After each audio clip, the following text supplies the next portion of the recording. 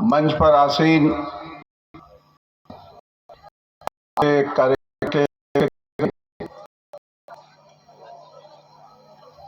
एवं doctor APJ Abdul Kalam technical university तथा Jharkhand technical university के भूतपूर्व कुलपति प्रोफेसर PK मिश्रा सर, संस्थान के निदेशक प्रोफेसर राजीव शुक्ला सर, प्रबंध समिति के श्री नवीन कुमार सिंह जी, सभा में उपस्थित समस्त विशिष्टगण, महाविद्यालय के शिक्षक, एलुमनाइज और हमारे प्यारे बच्चों, आज का दिन एक विशिष्ट दिन है। नेशनल फार्मेसी वीक के इस शुभ अवसर पर मुझे आमंत्रित किया गया है। इसके लिए मैं संस्थान के निदेशक प्रोफेसर राजीव शुक्ला और समस्त समिति का आभार प्रकट करता हूं। इस संस्थान से बड़ा पुराना संबंध रहा है, कई वर्षों तक आना जाना रहा है। हमारे छोटे भाई डॉक्टर अभिषेक राय जी यहाँ बैठे हुए हैं, जब ये यहाँ पे मौजूद थे, और शुक्ला सर सभी आमंत्रित करते थे और बहुत से व्याख्यानों को यहाँ पे देने का अवसर प्राप्त हुआ है फार्मेसी के बच्चों से मिलने का, और इस संस्थान की जो उत्तरोत्तर प्रगति हुई है इसको देखने का बड़ा सौभाग्य प्राप्त रहा है हमको। आज करीब 5-6 साल बाद आ रहा हूँ, लेकिन जो ये विकास मैं देख रहा हूँ बहुत ही प्रसन्नता का विषय है। आज एलुमनाई मीट भी है, तो मैं आपको भी बहुत बहुत बधाई देता हूँ, क्योंकि अपनी मातृ संस्था में आना ये बड़ा ही भावुक क्षण होता है एक एलुमनाई के लिए। भारतवर्ष के बारे में आपको एक बात तो कहनी पड़ेगी कि ये युवाओं का देश है। 60% आबादी हमारी युवा है, जो 35 वर्ष के नीचे है। तो भारत को विश्व का सर्वाधिक युवा राष्ट्र कहा जाता है, और ये हमारी शक्ति है। इसको हम अपनी शक्ति के रूप में देखते हैं। एक शब्द आता है पॉपुलेशन डिविडेंड, तो पॉपुलेशन डिविडेंड के रूप में आप युवाओं को देखा जाता है। आज भारत करीब 200 देशों में अपने फार्मास्यूटिकल प्रोडक्ट्स को एक्सपोर्ट कर रहा है। क्योंकि करीब 14-15 सालों तक मैं फार्मा इंडस्ट्री से जुड़ा रहा हूँ एज ए महाप्रबंधक, एज ए CEO, तो एक भावनात्मक संबंध है फार्मास्यूटिकल सेक्टर के साथ। एक बहुत बड़े ग्रोथ की हम उम्मीद करते हैं, क्योंकि ये जो 200 देश हैं, करीब 30 बिलियन का हमारा एक्सपोर्ट है फिलहाल, लेकिन मुझे लगता है ये और बढ़ाने की आवश्यकता है। पर एक चुनौती ये है कि हमारे यहाँ जो भी कुछ सर्वे आ रहे हैं CII के, एसोचैम के, उसमें ऐसा माना जा रहा है कि हमारे जो युवा हैं वो जो भी प्रोफेशनल एजुकेशन ले रहे हैं, चाहे MBA हो, BTech हो, B.Pharma हो या और तमाम जो कोर्सेज होते हैं, लगभग 30% के लोग ही हैं जो एम्प्लॉयबिलिटी इंडेक्स में हैं, यानी कि इनको नौकरी दी जा सकती है या सामान्य रोजगार प्राप्त किया जा सकता है। 70% के पास सिर्फ डिग्रियां हैं, जो रिक्वायर्ड स्किल है वो नहीं है। मैं ये नहीं कहता हूं कि बाकी 70% कुछ नहीं कर, मानता हूं कि उसके अंदर हो सकता है कि सेल्फ हाई हो, वो एंटरप्रेन्योर के रूप में काम कर सकते हैं, कि स्टार्टअप के रूप में अच्छा काम कर सकते हैं। 3 तरह की मूल कौशल होते हैं: टेक्निकल, मैनेजर, ह्यूमन स्किल। ये मैं विद्यार्थियों से कहूँगा कि आप इन तीनों पे कार्य करिए। के नाते टेक्निकल स्किल तो बहुत अच्छी हो जाती है, इसमें कोई शक नहीं है। साथ साथ आपको अपनी मैनेजर स्किल को भी करने की आवश्यकता है।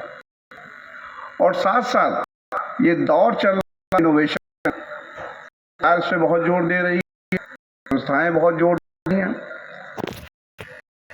और एक मैं हमेशा कहता हूँ कि दिनों दिन विकास हो रहा है। पॉलिटिकली नहीं लेना चाहता हूं, लेकिन विगत 2014 के मैं पोजीशन बता रहा हूं 131 देशों में ग्लोबल इनोवेशन में 2014 में हमारी पोजीशन 7, तो हम 100वें नंबर पे, और अभी जो रिसेंट पोजीशन आई है, हम पोजीशन इंप्रूव होकर 38 हुई है। यानी 100 से 38 जो हम आए, एक अच्छा खासा ग्रोथ है हमारे इनोवेशन के एंगल से। और इनोवेशन कर कौन रहा है, उसमें आपका बड़ा योगदान है। लेकिन एक प्रश्न होता है कि 37 या 30 क्यों? हम तो टॉप 5 इकोनॉमी में हैं, आपको पता है। इस समय we are having 4th largest economy, चौथी सबसे बड़ी अर्थव्यवस्था है, और जैसे ग्रो कर रही है, बड़ी बात नहीं, आने वाले 2-3 सालों के अंदर 2030 के पहले तक हमें तीसरी पोजीशन प्राप्त हो जाएगी।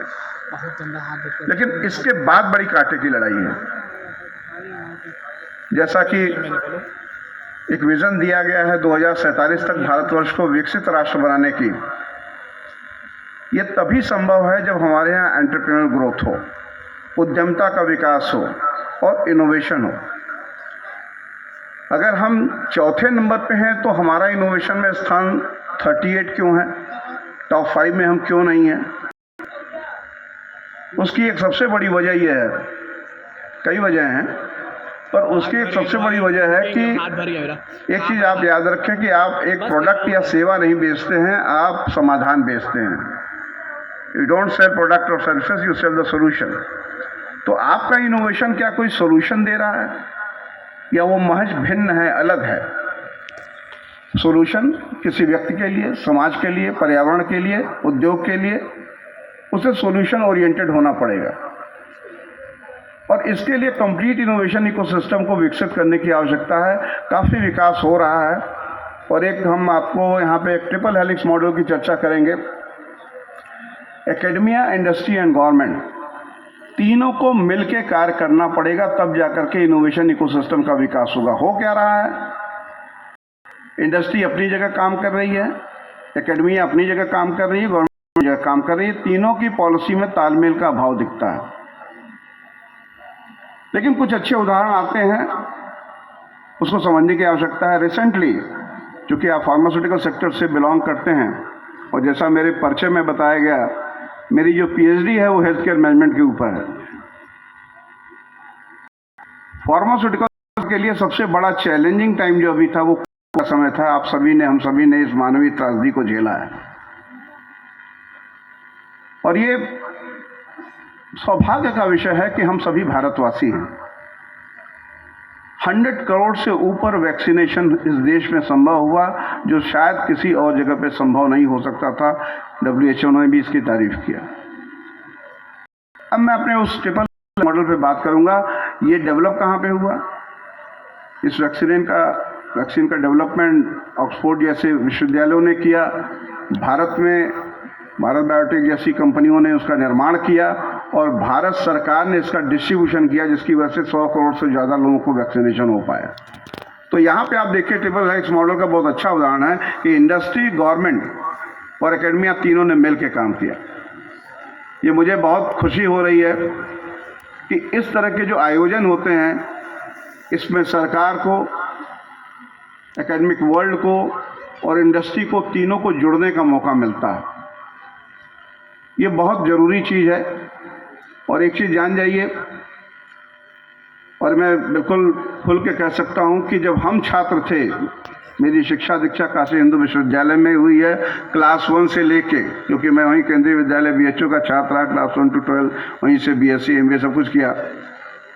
जितने अवसर आज आपके पास हैं, उतने अवसर हमारे समय नहीं थे। ये मैं खुल के कह सकता हूँ। बहुत अवसर है आपके पास, पर इस अवसर को अवेल करना पड़ेगा, उसके अनुरूप अपने आप को ढालना पड़ेगा।